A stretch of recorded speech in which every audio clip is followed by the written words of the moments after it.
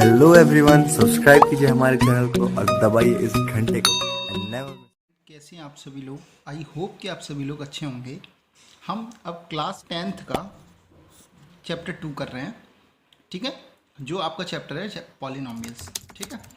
अब अगर आपको पता होगा तो ये चैप्टर आपने 9th में भी पढ़ रखा है, ठीक है। लेकिन यहाँ पर मैं जो हमने 9th में चीज़ें पढ़ी हैं वो भी बेसिक्स बातें लूँगा, और जो आपको 10th में पढ़नी है वो भी बेसिक्स बातें लूँगा। मैं पॉलिनोमियल्स की को बहुत ही अच्छे डिटेल में पढ़ाने वाला हूँ। इसका इंट्रोडक्शन बहुत अच्छे से आप देखना, आपको बहुत अच्छे से ये चीज़ें समझ में आएंगी। और अगर ये आपको चीज़ें समझ में आ गई तो आपके जितने भी क्वेश्चंस हैं, चाहे वो MCQ टाइप के क्वेश्चन हो, चाहे और भी क्वेश्चंस हो, आपको पॉलिनोमियल्स में कोई भी क्वेश्चन करने में कोई दिक्कत नहीं आएगी। ओके, अब देखो, सबसे पहले समझते हैं एल्जेब्रिक एक्सप्रेशन क्या होते हैं, ठीक है। तो एल्जेब्रिक एक्सप्रेशन जो होते हैं वो क्या होते हैं कि जब कोई कांस्टेंट टर्म, क्या हो, कोई भी कांस्टेंट टर्म, उसके साथ में कोई वेरिएबल हो और उसकी पावर अगर रैशनल नंबर हो, तो वो जो एक्सप्रेशन होता है उसे बोलते हैं एल्जेब्रिक एक्सप्रेशन।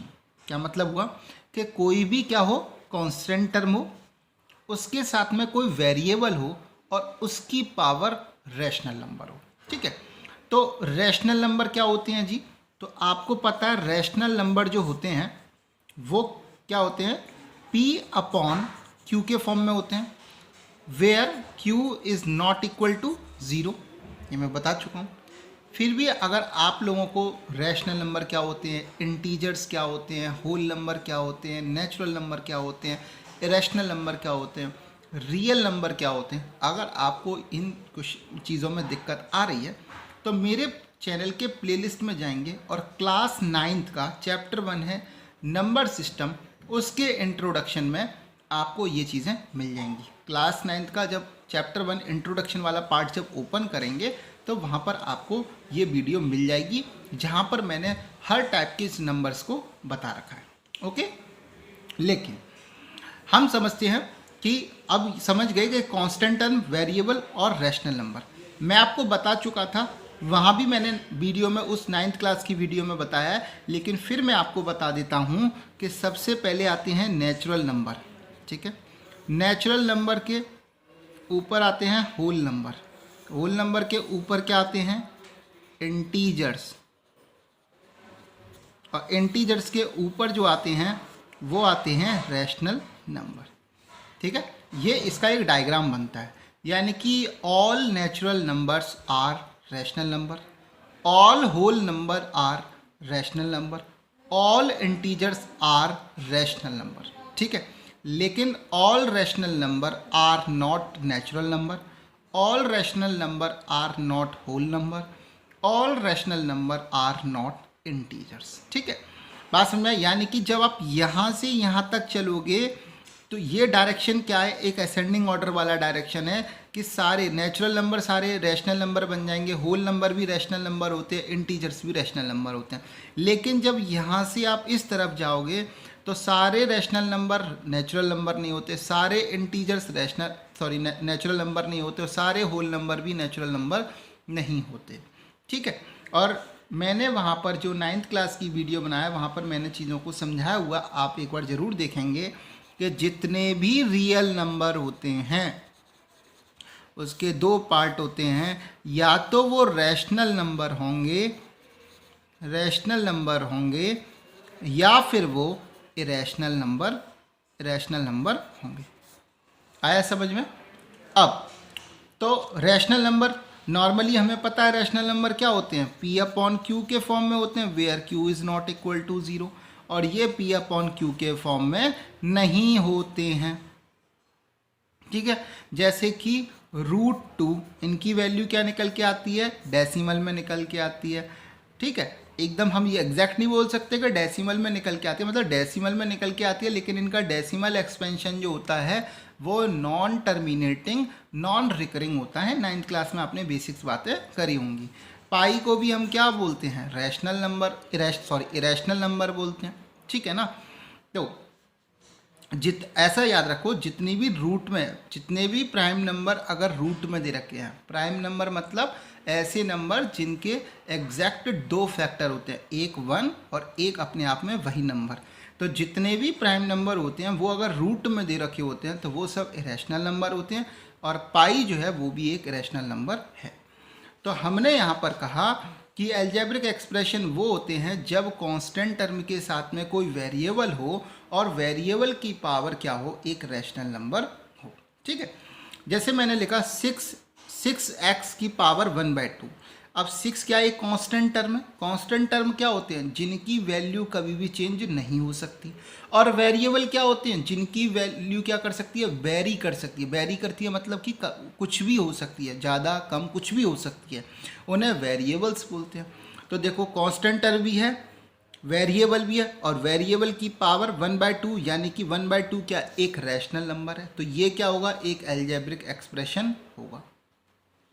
अगला जैसे लिखा मैंने 5x की पावर 5, कांस्टेंट टर्म है, वेरिएबल भी है, और वेरिएबल की पावर रैशनल नंबर भी है। अब आप कहोगे सर 5 तो एक नेचुरल नंबर है या होल नंबर बोल सकते हो, तो ये रैशनल नंबर भी तो है। 5 को आप क्या लिख सकते हो, 5/1 भी तो लिख सकते हो। ठीक है, मैंने 9th क्लास की वीडियो में बहुत अच्छे से समझा हुआ है, प्लीज़ ज़रूर देखना उस वीडियो को। ठीक है, तो ये भी क्या एक अलजेब्रिक एक्सप्रेशन है। 5x की पावर √2, ये एक अलजेब्रिक एक्सप्रेशन नहीं है। अब आप कहोगे सर क्यों नहीं है, क्योंकि देखो कांस्टेंट टर्म में वेरिएबल है, लेकिन √2 रैशनल नंबर नहीं होता, वो एक इरेशनल नंबर होता है। 5x की पावर -1/2, तो कांस्टेंट टर्म भी है, वेरिएबल भी है, और पावर क्या है, रैशनल नंबर है, यानी कि -1/2 क्या एक रैशनल नंबर है, यानी कि ये अलजेब्रिक एक्सप्रेशन है। ठीक है, तो हमने इतनी बात में अभी तक हमने सिर्फ ये समझा कि अलजेब्रिक एक्सप्रेशन क्या होते हैं। अलजेब्रिक ऐसे एक्सप्रेशन जिनमें कांस्टेंट टर्म हो, उनके साथ में कोई वेरिएबल हो, वेरिएबल कुछ भी हो सकता है, x y z a b c कुछ भी हो सकता है। ठीक है, वेरिएबल हो और वेरिएबल की पावर अगर रैशनल नंबर है तो वैसे एक्सप्रेशन को हम अलजेब्रिक एक्सप्रेशन कहते हैं। यहाँ तक की बात बच्चों समझ में आ गई होगी आपको। ठीक है, ओके, अब चलते हैं आगे। क्या है कि काफ़ी सारे अलग अलग अलजेब्रिक एक्सप्रेशन को मिलाकर भी हम एक अलजेब्रिक एक्सप्रेशन बना लेते हैं। जैसे यहाँ देखो, ये जो है ये एक अलग अलजेब्रिक एक्सप्रेशन है, ये एक अलग अलजेब्रिक एक्सप्रेशन है, और ये एक अलग अलजेब्रिक एक्सप्रेशन है। जैसे यहाँ पर देख रहा है 2x की पावर 2, तो यहाँ पर कांस्टेंट टर्म है, वेरिएबल है, और पावर रैशनल नंबर है। कांस्टेंट टर्म है, वेरिएबल है, और पावर, इसके ऊपर कोई पावर नहीं, तो 1, और 1 अपने आप में रैशनल नंबर होता है, क्योंकि 1 को आप 1/1 भी लिख सकते हो, p/q के फॉर्म में लिख सकते हो। आप कहोगे सर ये -3 जो है ये कैसे अलजेब्रिक एक्सप्रेशन हो गया, तो देखो -3 को मैं x की पावर 0 लिख सकता हूँ कि नहीं लिख सकता, और किसी की पावर 0 जो होती है उसकी वैल्यू क्या होती है, 1। तो देखो -3 x की पावर 0 का मतलब हुआ 1, तो आंसर क्या -3 आ गया।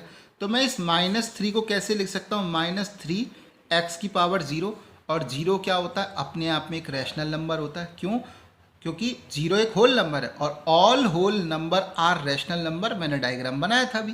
ठीक है, तो इसका मतलब क्या हुआ, 0 भी एक रैशनल नंबर है। तो अलग अलग रैशनल नंबर को मिलाकर भी आप एक अलजेब्रिक एक्सप्रेशन बना सकते हैं।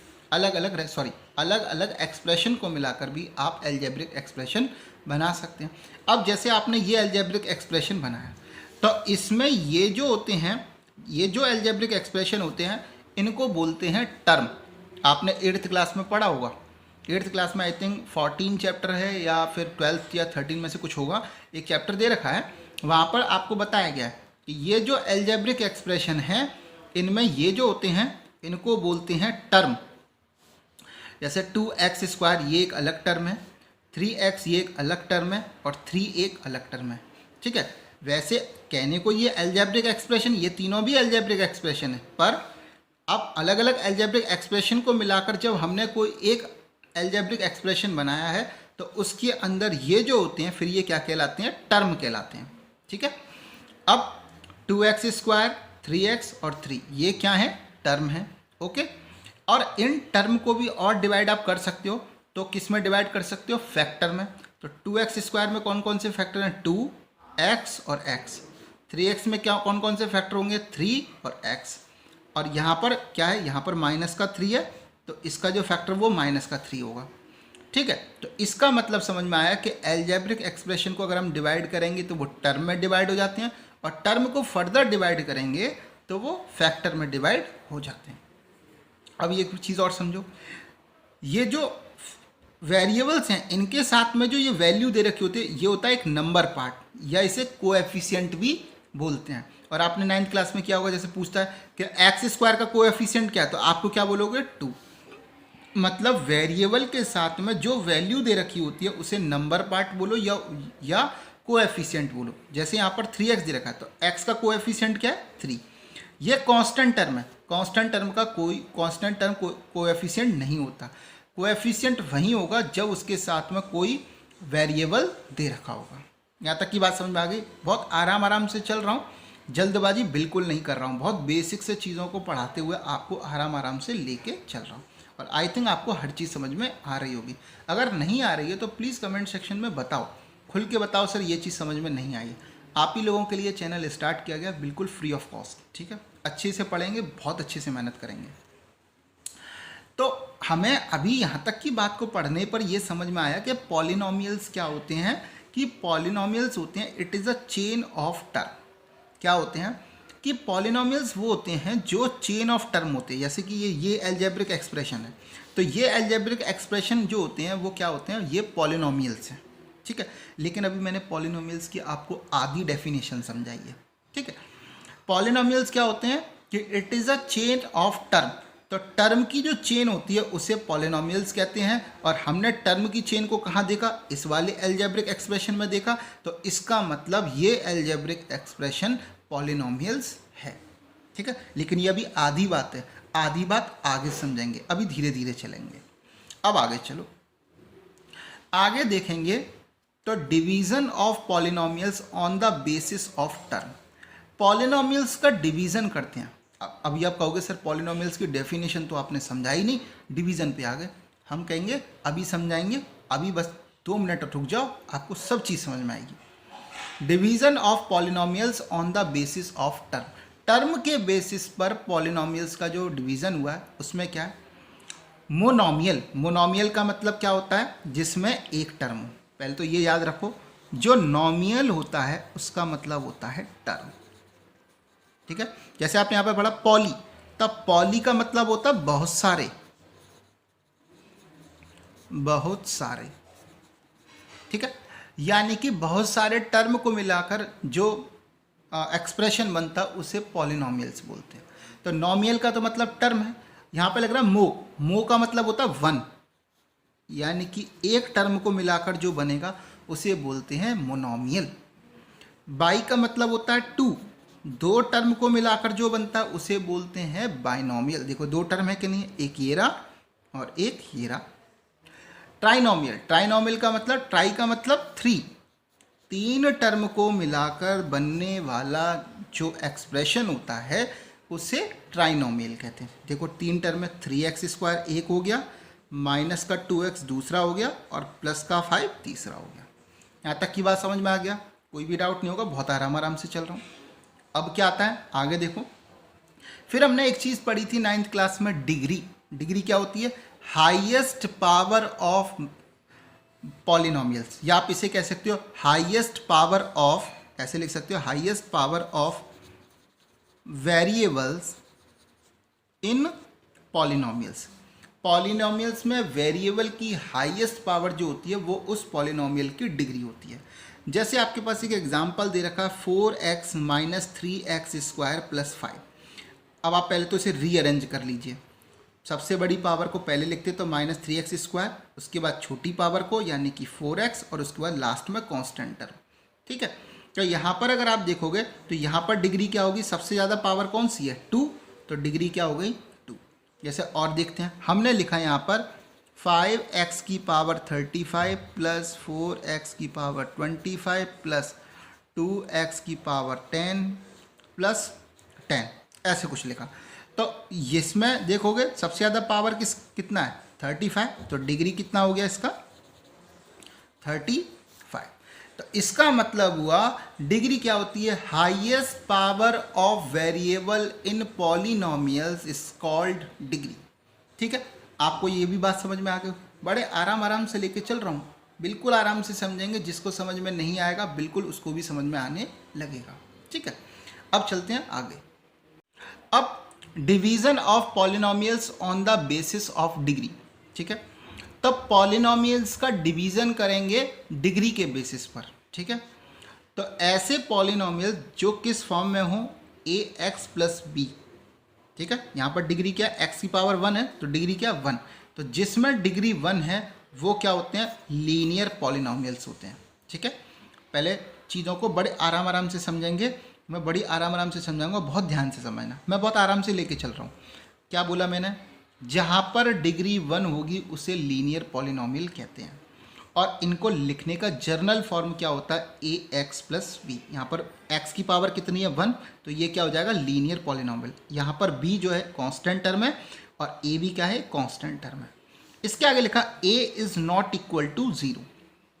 ये मैंने क्यों लिखा, यहाँ ए की वैल्यू 0 नहीं होनी चाहिए। क्यों नहीं होनी चाहिए, देखो अगर मैं इसे ये लिखता 0x प्लस 5, ए की वैल्यू क्या लिख लेता 0x प्लस 5, तो आप कहते हैं सर ये लीनियर पॉलिनोमियल है, और मैं कहता ये लीनियर पॉलिनोमियल नहीं है। तो आप कहोगे सर क्यों, देखो 0 का x में मल्टीप्लाई हुआ 0 प्लस 5 इज इक्वल टू 5, ये तो कांस्टेंट टर्म हो गया। ये लीनियर पॉलिनोमियल कैसे हुआ, आया समझ में, ये क्या हो गया 5 भी तो आंसर आया, तो ये तो क्या हुआ एक कांस्टेंट टर्म, लीनियर पॉलिनोमियल तो नहीं हुआ। तो इसका मतलब है कि जब पावर 1 होगी उसे लीनियर पॉलिनोमियल कहते हैं। और इनकी जर्नल फॉर्म, टर्म समझो मैं क्या बोल रहा हूँ, जर्नल फॉर्म जो होती है उसे बोलते हैं a x plus v, where A is not equal to 0। जितना समझा रहा हूँ उतना समझते चलेंगे, सब चीज़ समझ में आएगी। क्वाड्रेटिक में क्या होता है, a x square plus b x plus c. यहाँ पर देखो डिग्री कितनी है 2, हाईएस्ट पावर कितनी है 2, तो ये क्या हो जाएगा क्वाड्रेटिक। जिसमें डिग्री 2 होगी वो क्वाड्रेटिक पॉलिनोमियल्स होगा। ठीक है, इसकी जर्नल फॉर्म जो है वो ये है, where A is not equal to 0। क्यों, अगर 0 है, 0 का एक्स स्क्वायर में मल्टीप्लाई करेंगे तो 0 हो जाएगा, और प्लस क्या बचेगा, फिर क्या बचेगा, क्या बी एक्स प्लस सी। ठीक है, तो ये तो लीनियर पॉलिनोमियल बन जाएगा। इसीलिए ए की वैल्यू जो होती है वो 0 के इक्वल नहीं होती है। एक एग्जाम्पल से समझते हैं, अगर मैं यहाँ पर लिखता 0x square plus 5x plus 4, ठीक है, तो देखो यहाँ पर ए की वैल्यू 0 ले ली, तो ये क्या हो जाएगा 0 प्लस 5x प्लस 4, तो ये क्या बचा 5x प्लस 4 बचा कि नहीं बचा। तो इसका मतलब क्या हुआ कि 5x प्लस 4 जो है वो क्या बन गया, एक लीनियर पॉलिनोमियल बन गया। इसीलिए क्वाड्रेटिक पॉलिनोमियल होने के लिए ए इज नॉट इक्वल टू 0 होना चाहिए, और जर्नल फॉर्म जो होती है वो होती है a x square plus b x plus c. ठीक है, क्यूबिक पॉलिनोमियल के बारे में क्या होगी general form, a x cube plus b x square plus c x plus t. ठीक है, where A is not equal to 0। ये तीनों की जर्नल फॉर्म दे रखी हैं, आगे अभी हम बात करेंगे इसके अलावा और भी। ये जर्नल फॉर्म है, यानी कि डिग्री के बेसिस पर पॉलिनोमियल को 3 पार्ट में डिवाइड करते हैं। अगर डिग्री 1 होगी तो लीनियर पॉलिनोमियल, अगर डिग्री 2 होगी तो क्वाड्रेटिक पॉलिनोमियल, और इसमें देखो हाईएस्ट पावर क्या 3, तो जिसमें डिग्री 3 होगी वो क्यूबिक पॉलिनोमियल। ठीक है, अब मैंने यहाँ पे लिखा note, power of variable in polynomial is always a whole number. Polynomial होने के लिए जो पावर होगी वो एक होल नंबर होनी चाहिए। अब देखो पहले मैंने डेफिनेशन कितना बताया था कि polynomials is a chain of term. पहले एक बात बताई थी कि जो टर्म की जो चेन होती है उसे पॉलिनोमियल्स बोलते हैं। और फिर दूसरी बात मैंने बता दी कि जो पॉलिनोमियल्स की जो पावर होनी चाहिए वो एक होल नंबर होनी चाहिए। तो अपनी फिर डेफिनेशन क्या बन गई पॉलिनोमियल्स की, वो देखो। तो पॉलिनोमियल्स की डेफिनेशन क्या बनी, all algebraic expression in which the power of variable is a whole number। ऐसे एल्जेब्रिक एक्सप्रेशन जिनकी पावर होल नंबर होती है वो होते हैं पॉलिनोमियल। ठीक है, याद करो मैंने कहा ऐसे एल्जेब्रिक एक्सप्रेशन जिनकी पावर क्या होती है, एक होल नंबर होती है। ठीक है, अब आप कहोगे सर कैसे, जैसे यहाँ देखो x की पावर -5, क्या ये एक पॉलिनोमियल है, मैं कहूँगा नहीं। ये एल्जेब्रिक एक्सप्रेशन तो है, ये एल्जेब्रिक एक्सप्रेशन तो है। क्यों, यहाँ देखो इसके यहाँ पर कोई वैल्यू नहीं तो 1 होगा, तो कांस्टेंट टर्म है, वेरिएबल है, और वेरिएबल की पावर एक रैशनल नंबर है, तब ये अलजेब्रिक एक्सप्रेशन तो बन गया। लेकिन पॉलिनोमियल होने के लिए क्या चाहिए? कांस्टेंट टर्म, वेरिएबल, और वेरिएबल की power whole number. Whole number क्या होते हैं? जो 0, 1, 2, 3 से लेके इनफाइनाइट तक होते हैं। यहाँ पर तो माइनस की वैल्यू किस में आ गई? माइनस में। ये क्या हो गया? एक नेगेटिव इंटीजर्स हो गया, होल नंबर नहीं है। तो ये क्या होगा? ये पॉलिनोमियल नहीं होगा। x की पावर 1.5 ये भी क्या है? अलजेब्रिक एक्सप्रेशन है। क्यों? क्योंकि देखो 1 है कांस्टेंट, अलजेब्रिक वेरिएबल भी है, और 1.5 ये एक रैशनल नंबर है। 1.5 को आप कैसे लिख सकते हो? 15/10 लिख सकते हो, ये P/Q के फॉर्म में। लेकिन ये एक क्या है? पॉलिनोमियल नहीं है। अलजेब्रिक एक्सप्रेशन है लेकिन पॉलिनोमियल नहीं है। आप कहोगे सर क्यों नहीं है? क्योंकि 1.5 एक होल नंबर नहीं होता। इसी तरीके से रूट एक्स, ये अलजेब्रिक एक्सप्रेशन है लेकिन पॉलिनोमियल नहीं है। आप कहोगे सर रूट एक्स कैसे हुआ? तो रूट एक्स को x की पावर 1/2 लिखते हैं, ठीक है, ओके। अगर आता क्यूब x तो इसका मतलब होता है x की पावर 1/3, सॉरी x की पावर 1/3 ये होता। तो यहाँ देखो रूट x का मतलब x की पावर 1/2, तो इसका आगे कांस्टेंट टर्म है, वेरिएबल है, वेरिएबल की पावर एक रैशनल नंबर है। लेकिन ये एक होल नंबर तो नहीं है, तो अलजेब्रिक एक्सप्रेशन है लेकिन होल नंबर नहीं है, तो इसलिए पॉलिनोमियल नहीं है। 1/x² + 1 ये भी क्या है? अलजेब्रिक एक्सप्रेशन है लेकिन पॉलिनोमियल नहीं है। आप कहोगे सर क्यों? देख लेते हैं। अब देखो 1/x की पावर 2 + 1, अब इसे देखो, अब जब ये ऊपर जाएगा तो क्या हो जाएगा? x की पावर -2 + 1। हमेशा याद रखो डिनोमिनेटर में पावर पॉजिटिव होती है तो ऊपर जाके नेगेटिव हो जाती है, अगर ये नेगेटिव होती है तो ऊपर जाके पॉजिटिव हो जाती है। 9th क्लास चैप्टर 1 1.6 एक्सरसाइज, उसमें लॉ ऑफ एक्सपोनेंट पढ़े होंगे, ठीक है। तो यहाँ पर क्या हुआ? अब ये जो पावर 2 थी पॉजिटिव थी, ऊपर जाके नेगेटिव हो गई, तो x की पावर -2 + 1। अब देखो क्या ये, अब देखो यहाँ पर देखोगे तो x की जो पावर है वो क्या हो गई? एक negative number. Negative number whole number नहीं होता, तो ये अलजेब्रिक एक्सप्रेशन है लेकिन पॉलिनोमियल नहीं है। आया कि नहीं है समझ में? तो इस तरीके से आपने समझा कि पॉलिनोमियल्स जो होंगे, यानी कि पॉलिनोमियल्स ऐसे अलजेब्रिक एक्सप्रेशन होते हैं जिनकी पावर होल नंबर होगी, तभी वो पॉलिनोमियल्स होंगे। बड़े आराम से लेके चल रहा हूँ। आपके 20 क्वेश्चन MCQ के आते हैं, वो भी आपके गलत नहीं होने चाहिए मेरे ध्यान में। मेरे को बस फॉलो करते हुए चलिए। यहाँ तक की बात आपको अच्छे से समझ में आ गई होगी, ठीक है।